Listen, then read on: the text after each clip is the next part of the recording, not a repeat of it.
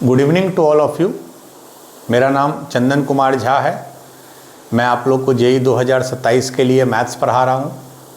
हम लोगों ने पहले लॉग चैप्टर कंप्लीट किया। लॉग चैप्टर में 6 क्लासेज हुए, पूरी डिटेल में हमने पढ़ा। उसके बाद मॉडुलस पढ़ा। मॉडुलस भी काफ़ी डिटेल में हुआ।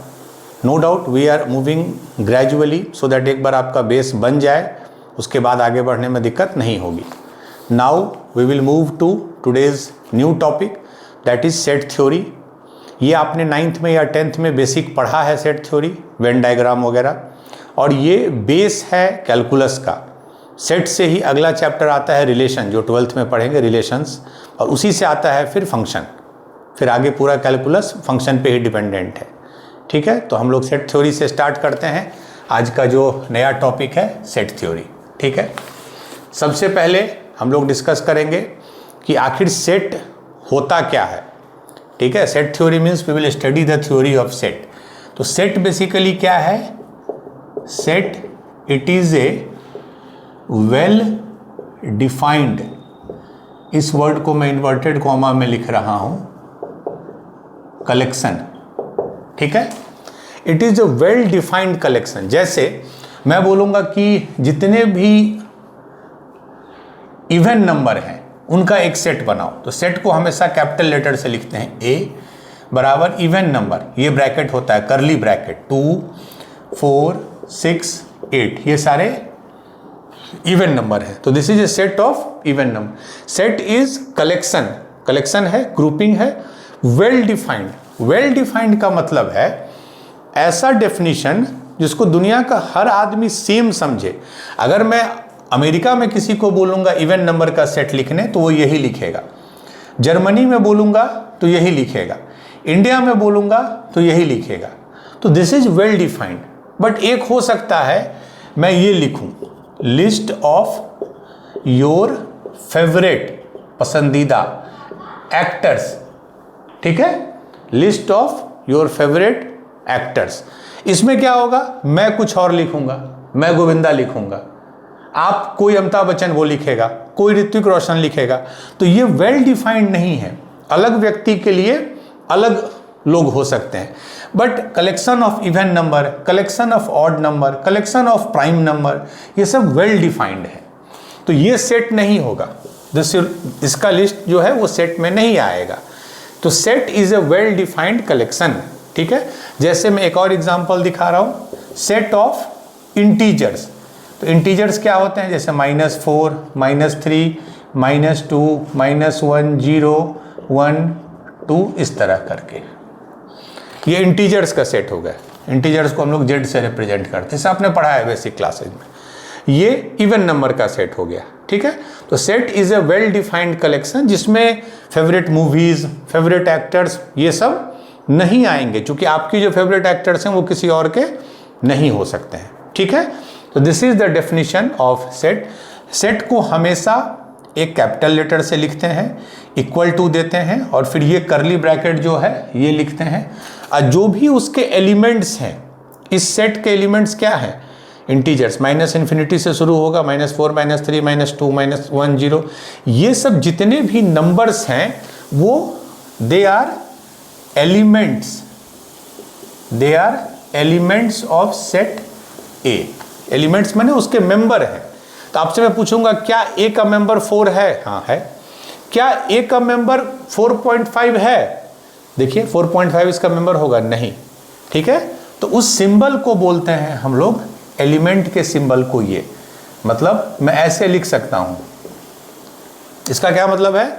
4 is a member of A, 4 is an element of A, 4 उसका एलिमेंट है। लेकिन अगर मैं ऐसे लिख दूं 4.5, तो क्या वो ए का एलिमेंट है? इसमें 4.5 है? नहीं है। तो इसका सिंबल ये हो जाता है। अगर कोई एलिमेंट सेट का मेंबर है तो ये सिंबल होगा, नहीं है तो एक एलिमेंट का सिंबल बना के एक लाइन क्रॉस कर देंगे। ठीक है, this means 4 is element of A, this means 4.5 is not element of A. ये क्लियर है? ठीक।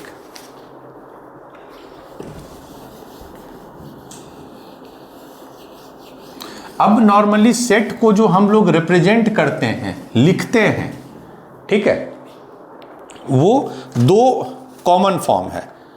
वन इज रोस्टर फॉर्म, जिसका दूसरा भी नाम है टेबुलर फॉर्म, ठीक है, और दूसरा होता है सेट बिल्डर फॉर्म। ये दो कॉमन फॉर्म है, ठीक है, रोस्टर फॉर्म, इसका दूसरा नाम है टेबुलर फॉर्म और दूसरा है सेट बिल्डर फॉर्म। ये दो तरीका है सेट को लिखने का। ये बहुत सिंपल है। रोस्टर फॉर्म जैसे मैंने अभी बताया, कोई सेट का नाम लिखोगे, मान लीजिए सेट ऑफ ऑड नंबर्स लिखना है आपको, क्या लिखिएगा 1 3 5 7 डॉट डॉट। तो इसको लिखने का तरीका है, पहले सेट का नाम लिखते हैं, a इक्वल टू लिखते हैं और सारे एलिमेंट्स को कॉमा दे के लिखते हैं 1, 3, 5, 7। इसका मतलब ये सब इसके मेंबर्स हैं।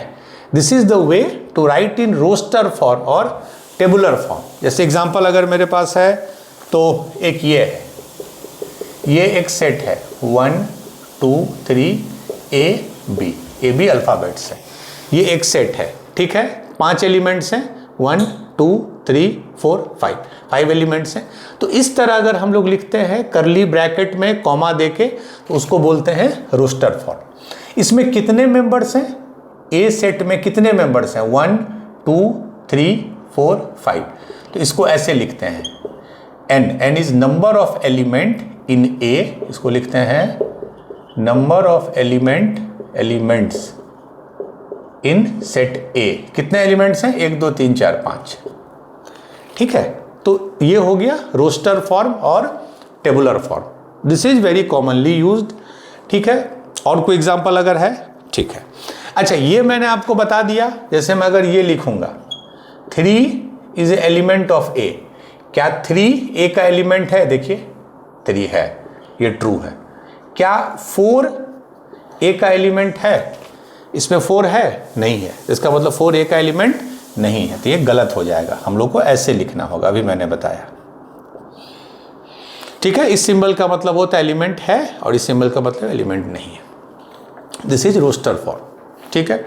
Next is set builder form. ये जैसे नाम बताता है, ये वर्ड देखिए बिल्डर माने बिल्ड करना, डायरेक्ट नहीं लिखा रहेगा, ये डायरेक्ट नहीं लिखा रहेगा, ये कंडीशंस के साथ लिखा रहेगा। जैसे मैं यहां लिख रहा हूं ए एक सेट है, वैसे ही लिखूंगा, इसके एलिमेंट क्या है x। 2 सिंबल कॉमनली यूज होता है, ये इसका मतलब है कोलोन, मतलब सच दैट। एक सिंबल ये यूज होता है सच दैट, और एक ये स्ट्रेट लाइन यूज होता है, दोनों यूज होते हैं। तो ए का एलिमेंट है x सच दैट। अब x पे कुछ रिस्ट्रिक्शंस होंगे, जैसे पहला x, n क्या होता है natural number, x natural number है। दूसरा x जो है लेस देन 6 है, मान लीजिए ये मैंने लिख दिया। a एक सेट है जो बराबर है x, उसके एलिमेंट्स क्या हैं, x हैं, जो कोलोन से पहले होता है वो उसके एलिमेंट्स हैं, एलिमेंट्स x है। x पे रिस्ट्रिक्शंस क्या क्या है, एक तो नेचुरल नंबर है, नेचुरल नंबर मतलब 1 2 3 4 5 6 7 ऐसे हैं। बट दूसरा रिस्ट्रिक्शन क्या दे दिया है, 6 से छोटा। तो बेसिकली ये क्या हो जाएगा, 6 से छोटा नेचुरल नंबर कौन कौन हो जाएगा, 1 2 3 4 5, 6 नहीं लेंगे क्योंकि ये लेस देन है। तो this set is nothing but this set. तो इसमें डायरेक्ट नहीं लिख के एक कंडीशन लिखता है, कहीं कहीं x के बाद ऐसे लिख देगा। जैसे अगर मेरे पास एक क्वेश्चन है, ऐसे लिख देगा आपको a is equal to x such that x is a vowel. जो इंग्लिश बेसिक याद होगा, वोवेल में क्या क्या होता है, a e i o u। तो x जो है वो एलिमेंट है, लेकिन x पे रिस्ट्रिक्शंस क्या क्या है कि x एक वोवेल है, तो a e i o u होते हैं।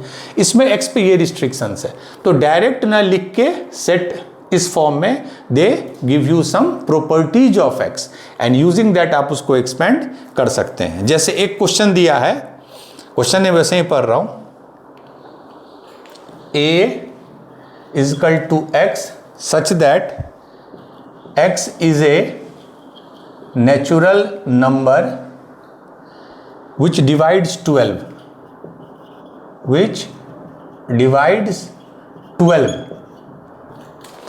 x एक ऐसा नेचुरल नंबर है जिससे कि 12 भाग लगता है, मतलब which divides मतलब 12 के फैक्टर्स लिखने हैं बेसिकली। तो ये क्या हो जाएगा, मैं यहां लिख रहा हूं क्या क्या फैक्टर होंगे 12 के, 1 2 3 4 6 12, यही होगा। ठीक है, 1 2 3 4 6 12। तो ये कंडीशन दिया है, आप उसको रोस्टर फॉर्म में लिख सकते हैं। तो this is roster form, this is tabular form. अब हम लोग कुछ एक दो क्वेश्चंस करेंगे तो क्लियर होगा। ठीक है, ये सारे फंडामेंटल्स हो सकता है आपने पढ़ा भी हो प्रीवियस क्लासेज में, but I don't want to skip anything. That is the reason मैं एक एक चीज़ बेसिक आपको लगे फिर भी मैं उसको टच कर रहा हूँ। कल हो के कोई बच्चे ये ना बोले कि सर आपने ये नहीं बताया था। ठीक है, अब हम लोग कुछ क्वेश्चंस करेंगे। मैं क्वेश्चंस लिख के लाया हूँ, बट उससे पहले दो छोटे से प्रॉपर्टीज़ हैं। पहला, order of element is irrelevant in set.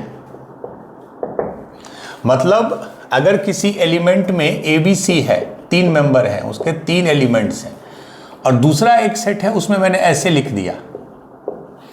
ध्यान से देखिए, तो इसमें भी ए बी और सी है, इसमें भी ए बी और सी है, बट सीक्वेंसिंग देखिए, इसमें ए बी सी, इसमें बी सी है, सीक्वेंसिंग अलग है, इसका अलग है, इसका अलग, बट ये दोनों सेट सेम होंगे। क्यों? क्योंकि ऑर्डर ऑफ एलिमेंट इंपॉर्टेंट नहीं है, आप किस सीक्वेंस में लिखते हैं वो सेट में इंपॉर्टेंट नहीं है। ए बी सी लिखिए, सी ए बी लिखिए, बी ए सी लिखिए, ओनली थिंग इज दैट यही तीनों एलिमेंट होने चाहिए, तो ये दोनों सेम हो जाएगा। And second is repetition of elements is irrelevant.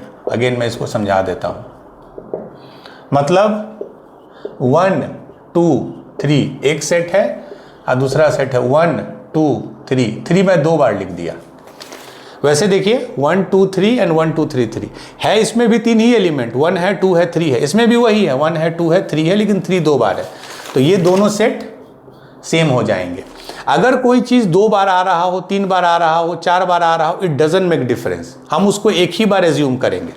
तो 3 वो 2 बार लिखे, ये 1 बार लिखे। यूनिक एलिमेंट इसमें भी 1 2 3 है, यूनिक एलिमेंट इसमें भी 1 2 3 है, तो ये दोनों सेट इक्वल हो जाएंगे। ठीक है, ये 2 बेसिक प्रॉपर्टीज है। अब हम लोग एक दो क्वेश्चंस करते हैं उससे आपको। ठीक है, पहला, एक सेट है A is equal to x square, पहले मैं लिख लेता हूं, such that x is less than 5 and x is a whole number, x is a whole number। इसको लिखना है रोस्टर फॉर्म में, ये सेट बिल्डर फॉर्म में है। यहां पे बस ये ध्यान रखिए कि a का जो एलिमेंट है जो कोलोन से पहले है वो क्या है, x नहीं है, x स्क्वायर है, और x पे रिस्ट्रिक्शंस क्या है, x 5 से कम है और x होल नंबर है। तो बेसिकली हमारा x क्या हो जाएगा, 5 से कम कौन होल नंबर कहाँ से शुरू होता है, 0 से, तो 0 1 2 3 4, क्योंकि 5 से कम दिया हुआ। तो ये x पे रिस्ट्रिक्शंस हो गए कि x 0 1 2 3 4 ही होगा, बट हमारा सेट क्या है, x स्क्वायर। तो एक्स स्क्वायर मतलब इसको स्क्वायर कर दीजिए, तो 0 का 0, 1 का 1, 2 का 4, 3 का 9, 4 का 16। So this is our set A. ठीक है, 0 1 4 9 16। ठीक है, ये ध्यान रखिएगा, आपको इसको लिखना है जो कोलोन या उस स्ट्रेट लाइन के पीछे है। This is your element. X square element हो सकता है एक्स क्यूब होता, या 2x + 1 होता, x टू द पावर 10 होता, बट रिस्ट्रिक्शंस x पे दिया हुआ है। तो आंसर विल बी 0 1 4 9 16। अब दूसरा एक क्वेश्चन देखते हैं। ठीक है, एक क्वेश्चन है, B एक सेट है जिसके एलिमेंट हैं 2 5 10 17 26। ये किस फॉर्म में है, ये रोस्टर फॉर्म में है, जो कि एलिमेंट्स सिंपली लिखे हुए। इसको आपको सेट बिल्डर फॉर्म में लिखना है। बेसिकली आपको पैटर्न बताना है, x जो है वो क्या पैटर्न फॉलो कर रहा है। ध्यान से देखिए 2, 5, 10, 17, 26 क्या पैटर्न फॉलो कर रहा है। आप देख सकते हैं 2 इज 1 स्क्वायर प्लस 1, ये 2 स्क्वायर प्लस 1, ये 3 स्क्वायर प्लस 1, ये 4 स्क्वायर प्लस 1, ये 5 स्क्वायर प्लस 1।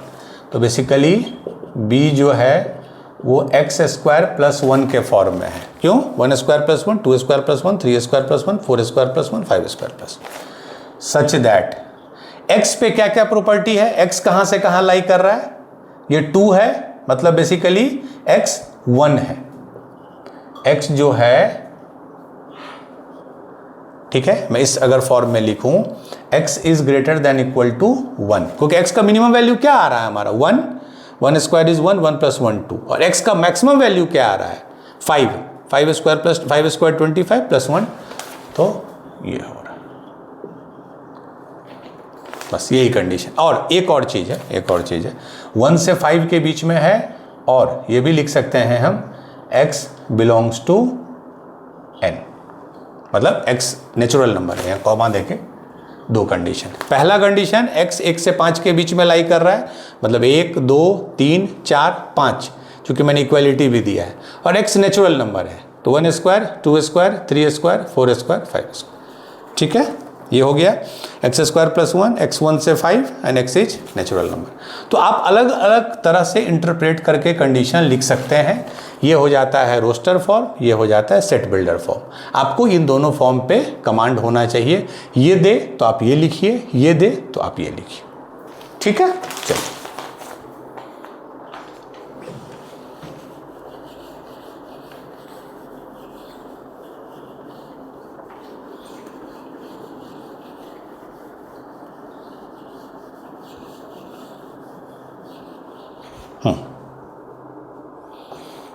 चलिए अब हम लोग एक क्वेश्चन, बहुत अच्छा क्वेश्चन है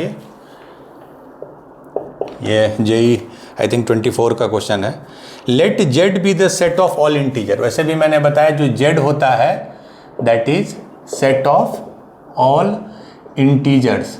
ठीक है, और सेट देखिए ध्यान से, ए एक सेट है, उसके एलिमेंट x कॉमा वाई है। जरूरी नहीं है, कभी कभी ऐसा भी होता है कि एक सेट के जो एलिमेंट्स हैं वो खुद एक पेयर में हो, जैसे 1, 2, 2, 3, 3, 4। तो ए के जो एलिमेंट्स हैं वो x, y हैं, such that x, y belongs to z, मतलब x भी इंटीजर है, y भी इंटीजर है, एंड असली जो है अब आएगा x to the power 4 minus y to the power 4 is equal to 175। ये तो ठीक है, एक्स वाई इंटीजर है, ये पेयर बनेगा। कंडीशन असली ये है, और ऐसे क्वेश्चन पिछले 2-3 साल में जेई मेंस में, एडवांस्ड में, स्पेशली मेंस में बहुत आ रहे हैं। एक कोई बढ़िया सा अलजेब्रियाई कंडीशन देके क्वेश्चन पूछा है, नंबर ऑफ एलिमेंट्स इन ए, यानी ए में कितने एलिमेंट्स होंगे। ठीक है, चलिए बेसिकली इसको आपको सॉल्व करना है कि इसके कितने इंटीग्रल सॉल्यूशंस पॉसिबल हैं, क्योंकि इंटीजर है, दो वेरिएबल है एक्स और वाई। दो वेरिएबल सॉल्व करने के लिए यू नीड दो इक्वेशन, बट कभी कभी क्या होता है दो वेरिएबल में इंटीग्रल सॉल्यूशन में एक ही इक्वेशन दिया होता है, ऐसे को हम लोग बोलते हैं आई थिंक डायोफेंटाइन इक्वेशन। ये जेई में उतना इंपॉर्टेंट नहीं है, but this is very important when you prepare for IOQM, मतलब ओलंपियाड। डायोफेंटाइन इक्वेशन मतलब एक ही इक्वेशन है, दो वेरिएबल है, बट रिस्ट्रिक्शन है कि इंटीग्रल सॉल्यूशन। चलिए इसको हम लोग, और ये मेथड समझ लीजिए बिकॉज ये बहुत कॉमन आता है question. x to the power 4 minus y to the power 4 is 175। इसको देखिए, इसको फैक्टराइज कीजिए, ये 7, 1, 8, 5, 13 नहीं, ये तो 5 से होगा, 5 से होगा तो ये हो गया 35, राइट, 5, 3, 15, 25, फिर ये 5 से होगा, फिर ये हो गया 7, फिर ये 7 से होगा 1, तो 175 को हम लिख सकते हैं 5 × 5 × 7। ये ठीक है, 175 को इस तरह लिख सकते हैं। Basically x to the power 4 minus y to the power 4 को हम क्या लिख सकते हैं, ये लिख सकते हैं, क्यों, a square minus b square is a minus b into a plus b, तो ये a minus b a plus b ये हो गया। अब ध्यान से देखिए कि 175 को दो फैक्टर्स, ये भी एक फैक्टर है, ये भी एक फैक्टर है, दो फैक्टर्स के फॉर्म में कैसे कैसे लिख सकते हैं। यहां से देखिए क्या क्या इसके फैक्टर हो गए। 5 एक फैक्टर हो गया, 7 एक फैक्टर हो गया, 5 इंटू 5 25 एक फैक्टर हो गया, 5 इंटू 7 35 एक फैक्टर हो गया। ठीक है, एक फैक्टर 5 है, एक 7 है, एक 5 को 5 से करेंगे तो 25, एक 5 को 7 से करेंगे 35। तो कैसे कैसे लिख सकते हैं, ध्यान से देखिए। 1 इंटू 175, एक तो ये तरीका है लिखने का। दूसरा 5 इंटू बचेगा क्या, 5 इंटू 35, ये लिख सकते हैं। तीसरा 7 इंटू 25। यही 3 तरीका है इसको लिखने का। 1 इंटू 175, ठीक है, 5 इंटू 35, देख लीजिए 5 इंटू 35, 7 इंटू 25, यही 3 हमको लगता है यही 3 तरीका है लिखने का। क्लियर है। हम लोग पहला चेक कर लें, इसको मैं लिख रहा हूं, चलिए मैं बना के देखता हूं। थोड़ा समझने में भले आपको तो टाइम लगे, बट ये बहुत अच्छा तरीका है। मैं इसको ऐसे लिख रहा हूं, चूंकि ये नंबर छोटा होगा, नेचुरली है कि ये माइनस है।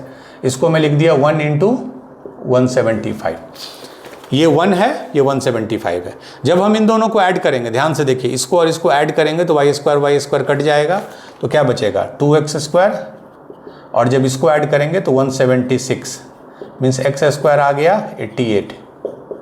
एक्स इंटीजर है, ये ध्यान रखिएगा, बट एक्स स्क्वायर 88 का कोई इंटीग्रल वैल्यू नहीं आ सकता है, क्योंकि अगर 81 होता तब आता, 100 होता तब। मतलब ये जो ऑप्शन है इससे कोई इंटीग्रल सॉल्यूशन नहीं मिलेगा। अब हम लोग दूसरा देखते हैं। इसमें हम x square minus y square को ये वाला देख रहे हैं। इसको ले लिए 5, ये छोटा होगा, और प्लस वाले को ले लिए 35। अगेन दोनों को जोड़िए तो क्या आ गया, 2x square is equal to 40, 35 plus 5 40, x square is 20। Again इसका कोई इंटीग्रल सॉल्यूशन नहीं आया। जब x का नहीं आया तो नेचुरली y का नहीं आएगा। ये क्लियर है, ठीक।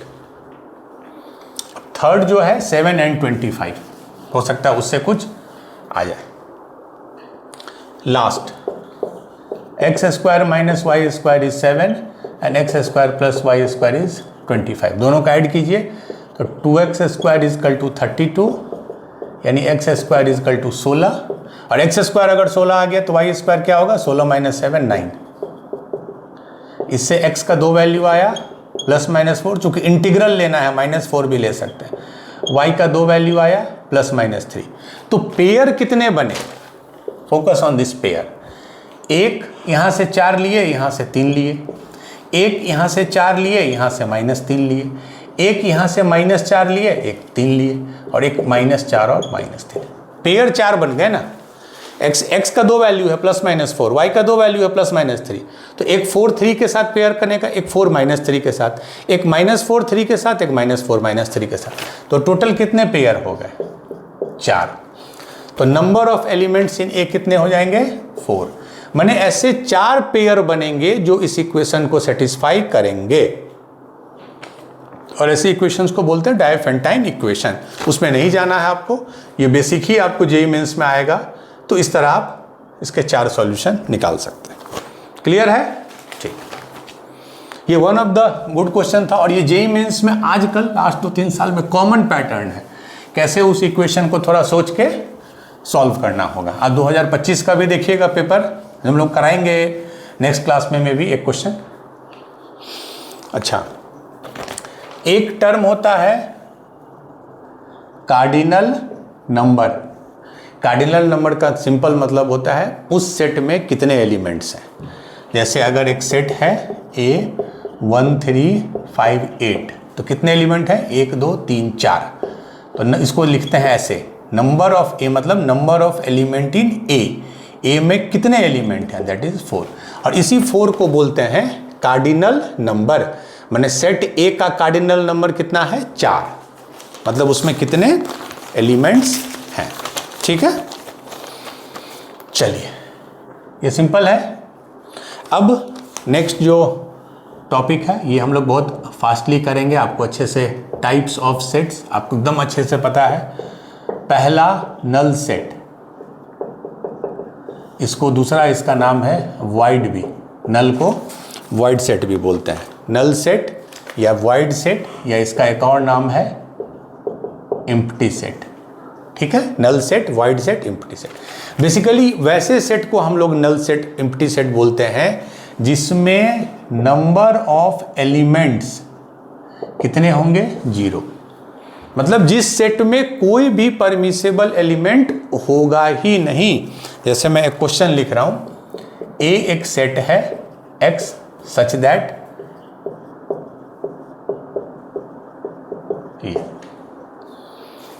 ऐसा एक्स, ए का एलिमेंट एक्स है, ऐसा एक्स है जो 0 से 1 के बीच में लाई कर रहा है और वो इंटीजर है। तो क्या 0 से 1 के बीच में कोई इंटीजर होगा? 0 से बीच कोई इंटीजर नहीं होगा। तो बेसिकली ए में कोई भी अलाउड मेंबर्स नहीं होंगे। तो इसको हम लोग लिखते हैं ऐसे। ठीक है, इसको लिखने का तरीका है फाई। ठीक है, ऐसे लिखते हैं हम लोग, पढ़ते हैं इसको है फाई। ए में जब कोई एलिमेंट नहीं हो तो उसको हम लोग लिखते हैं फाई। या दूसरा तरीका है लिखने का, सेट लिख दिए अंदर खाली छोड़ दिए। ठीक है, एक तो ये तरीका है, फाई सिंपली लिखेंगे या खाली ब्रैकेट बना के छोड़ देंगे। इसका मतलब है कि ए में कोई भी परमिसेबल एलिमेंट नहीं है। ठीक है, इसी में आप देख लो कि इंटीजर कोई ऐसा हो सकता है 0 से 1 के बीच में? नहीं हो सकता है। ठीक है, तो एक जैसे क्वेश्चन है, आप बस बताइए ये है कि नहीं फाई। फाई मतलब एम्प्टी सेट। एक सेट है जिसके मेंबर है x such that x belongs to R, और लिखा है x square is equal to 9, 2x is equal to 4।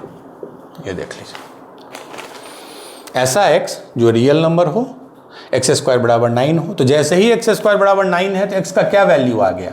2 he value आएगा, प्लस माइनस 3, प्लस 3 माइनस 3। लेकिन 2x बराबर 4 दिया है, इससे क्या आ गया? x आ गया 2। तो क्या कोई ऐसा x है जो ये भी सेटिस्फाई कर रहा हो, ये भी कर रहा हो, ये भी कर रहा हो? सारे क्राइटेरिया को सेटिस्फाई करना है। आर तो ठीक है, बहुत नंबर से, एक्स स्क्वायर 9 से प्लस माइनस 3 आया, 2x बराबर 4 से सिर्फ प्लस 2 आया। मतलब ऐसा कोई नंबर नहीं आया जो सारे कंडीशन को सेटिस्फाई करेगा। तो हम ए को कैसे लिख सकते हैं? अगर ये ए था, ए को या तो फाई लिख सकते हैं या ऐसे लिख सकते हैं। ठीक है, या तो सिर्फ फाई में ब्रैकेट नहीं देना है, ब्रैकेट दीजिएगा तो फाई उसका मेंबर हो गया। सिर्फ फाई लिखिएगा या एक ऐसा ब्रैकेट लिखिएगा जिसके अंदर में कुछ भी नहीं। This is called empty set. ठीक है, ठीक, लाइक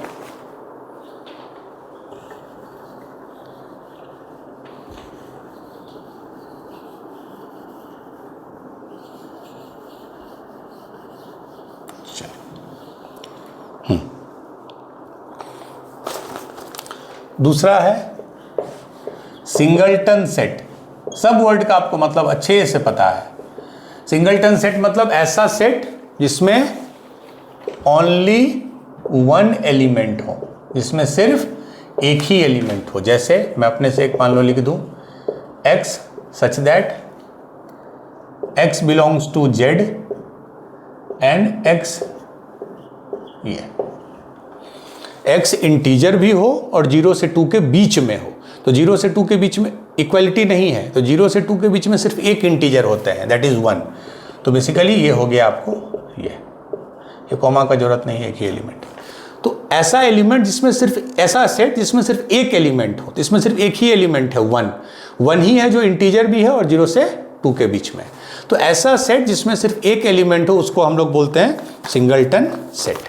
ठीक है, नाम से ही सब क्लियर होगा। Next is finite set. As the word says, finite set means ऐसा सेट जिसमें फाइनाइट नंबर ऑफ एलिमेंट्स हो। फाइनाइट मतलब जिसको आप काउंट कर सकते हैं। जैसे a बराबर 1 2 3 से लेकर 10, देख लीजिए ये फिक्स्ड है, 10 है, आप काउंट कर सकते हैं, इसमें 10 मेंबर्स हैं, दैट इज फाइनाइट सेट। कभी कभी क्या होता है, देयर आर फ्यू सेट जो इनफाइनाइट सेट होते हैं। जैसे a बराबर x such that x belongs to natural number. Simply x natural number है, तो नेचुरल नंबर क्या क्या हो सकते हैं, 1 2 3 ... इसका कोई एंड तो है नहीं नेचुरल नंबर का। तो कितने एलिमेंट्स हो गए, इनफाइनाइट।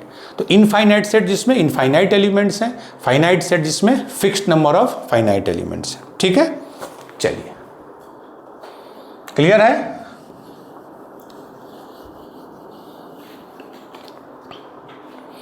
हाँ, ये इंपॉर्टेंट है थोड़ा, जो बच्चे कभी कभी कंफ्यूज कर जाते हैं। इक्वल सेट, ठीक है, दो सेट है ए बी, मैं लिख देता हूं एक बार। Two sets A and B are equal sets only if all elements of A are in B and all elements of B are in A। मतलब कि A के जितने भी एलिमेंट हैं, जैसा A एक सेट है 1 2 3, B एक सेट है 2 3 1, A के जितने भी एलिमेंट है 1 वो B के भी होने चाहिए। 1 B के भी हैं, हाँ है, 2 B का भी है, हाँ, 3 B का भी है, प्लस जो B के जितने भी एलिमेंट हैं, जैसे 2 इसमें भी है, 3 इसमें भी है, 1 इसमें भी, मतलब A के सारे एलिमेंट B में हो, B के सारे एलिमेंट A में हो, then we can say A is equal to B। This is called equal sets. A के सारे एलिमेंट B में हो, B के सारे एलिमेंट A में हो। ठीक है, ये कॉमन सेंस से आप बता सकते हैं कि अगर A बराबर B है तो n ऑफ A बराबर n ऑफ B होगा। n ऑफ A का क्या मतलब होता है? Number of elements in A। Obviously जब इसके सारे इसमें हैं, इसके सारे इसमें हैं, तो नंबर ऑफ एलिमेंट्स जो A में होगा वही नंबर ऑफ एलिमेंट्स B में होगा। जैसे इस केस में नंबर ऑफ A में 3 एलिमेंट हैं और B में 3 एलिमेंट है। ठीक है, इसके सारे एलिमेंट इसमें, इसके सारे एलिमेंट A में, तो ऑब्वियसली इसका कॉमन ऑब्जर्वेशन है कि दोनों में नंबर ऑफ एलिमेंट सेम होंगे। तो वैसे सेट को बोलते हैं इक्वल सेट। इसी से एक मिलता जुलता है लेकिन वो अलग है थोड़ा, इक्विवेलेंट सेट। ये ध्यान रखिएगा, इक्विवेलेंट सेट में क्या अंतर है? वो इक्वल सेट नहीं है, बस इसमें एक ही रिस्ट्रिक्ट कंडीशन होता है, n ऑफ A बराबर n ऑफ B। मतलब जितने एलिमेंट A में हैं उतने ही एलिमेंट B में हैं। ठीक है, जैसे मैं एग्जांपल दूं तो A बराबर 1 2 3 एंड B बराबर 7 8 9। A में कितने एलिमेंट है? 3, B में 3। ठीक है, तो है दोनों, क्या ये दोनों इक्वल सेट है? एकदम नहीं है। इसमें 1 2 3 है, इसमें 7 8 9 है, एकदम इक्वल नहीं है। बट दोनों इक्विवेलेंट हैं। क्यों? क्योंकि इसमें भी 3 एलिमेंट है, इसमें भी 3 एलिमेंट है। तो when number of element of A is equal to number of element in B, then they are called equivalent sets. ठीक है, क्लियर है? चलिए, इक्वल सेट्स हो गया, इक्विवेलेंट सेट्स हो गया।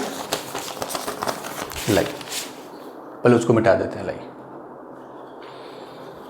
तो पहले हम लोगों ने पढ़ा null set, void set, empty set जिसमें एक भी एलिमेंट नहीं हो, जिसको फाई लिखते हैं या खाली कर्ली ब्रैकेट। फिर सिंगलटन सेट जिसमें सिर्फ एक एलिमेंट हो। देन फाइनाइट सेट जिसमें फिक्स्ड नंबर ऑफ एलिमेंट हो। देन इनफाइनाइट सेट जिसमें इनफाइनाइट नंबर ऑफ एलिमेंट्स हो। देन इक्वल सेट जिसमें एक के सारे B में हो, B के सारे A में हो। देन इक्विवेलेंट सेट जब नंबर ऑफ एलिमेंट सेम हो। इसको हटा दो। लास्ट आज का जो टॉपिक का है, ये बहुत इंपॉर्टेंट है जब हम लोग वेन डायग्राम वगैरह पढ़ेंगे। Universal set. ठीक है, यूनिवर्सल सेट, इसको थोड़ा मैं समझा देता हूं। मान लीजिए एक सेट है A 1 2 3, एक सेट है B 2 3 4, एक सेट है C 4 5 6। बेसिकली हमारे पास 3 सेट है A B C, इसमें है 1 2 3, इसमें 2 3 4, इसमें 4 5 6।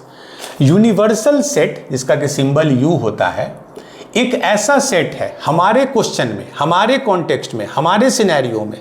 यूनिवर्सल सेट एक ऐसा सेट है जिसमें वो सारे एलिमेंट होंगे जो A या B या C कहीं ना कहीं हैं। जैसे 1, हाँ क्योंकि 1 A में है, 2, हाँ क्योंकि 2 A में है, 3 क्योंकि A में है, 3 यहाँ भी है, तो रिपीट तो कर नहीं सकते हैं। अब देखिए 2 ऑलरेडी हमने ले लिया, 3 ले लिया, 4, फिर 5, फिर 6। तो यूनिवर्सल सेट में वो सारे एलिमेंट होंगे 1b 2b 3b 4b 5b 6b जो हमारे या तो ए में या तो बी में या सी में या किसी दो में बट किसी एक में कम से कम उपस्थित हों। जैसे 1 किस में है, ए में है, 2 ए और बी दोनों में है, तो दोनों में है तो नो प्रॉब्लम, बट कम से कम एक में होना चाहिए। 3 ए में है, बी में भी है, 4 बी में है, सी में भी है, 5 सी में है, 6 सी में है। तो वैसे सारे एलिमेंट्स का कलेक्शन जो कम से कम एक सेट में जरूर हो, ये हमारे क्वेश्चन में यूनिवर्सल सेट यही हो जाएगा। अलग सिनेरियो में यूनिवर्सल सेट अलग होगा, बट हमारे इस सिनेरियो में जब ए ये है, बी ये है, सी ये है, तो यूनिवर्सल सेट हो जाएगा सारे एलिमेंट का ग्रुपिंग जो कि किसी एक में कम से कम हो, दैट इज 1 2 3 4 5 6। ठीक है, इसका सिंबल होता है U। ठीक है, ये क्लियर है। जैसे अगर मैं ऐसे लिख दूं A बराबर 1, 2 और B बराबर 4, 5, तो इसमें यूनिवर्सल सेट क्या हो जाएगा? 1 2 4 5, 1 2 4 5। अगर कोई चीज रिपीट हो रहा है उसको एक ही बार लिखना है, दो बार नहीं लिख सकते।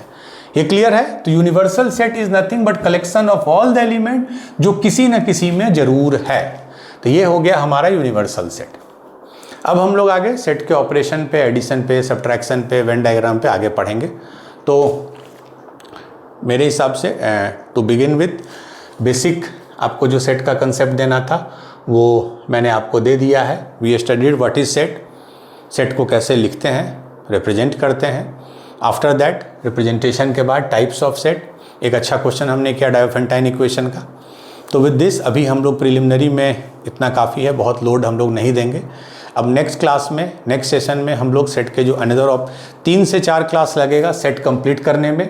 एक बार आपका सेट कंप्लीट हो गया अच्छे से, then we will move to next chapter that is theory of equation और क्वाड्रेटिक इक्वेशन, जो आप बोलिए। ठीक है, तो नेक्स्ट चैप्टर, बट इसमें 3-4 क्लास लगेगा। मैं जानबूझ के वीडियो छोटा बनाता हूँ, मैक्सिमम 40-45 मिनट्स का।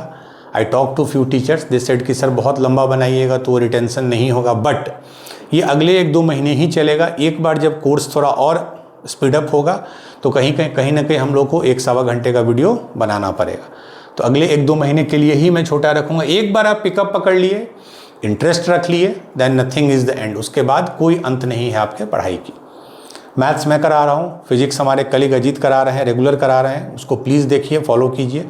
केमिस्ट्री एज ऑफ नाउ हमारे पास नहीं है रिसोर्स पर्सन, नो डाउट इस इनिशिएटिव के बाद 3-4 लोगों ने हमें अप्रोच किया है, बट हमारा कंडीशन मैंने शुरू में भी बोला 2 है। एक तो हमेशा फ्री ऑफ कॉस्ट पढ़ाने को रेडी रहें, नंबर 1।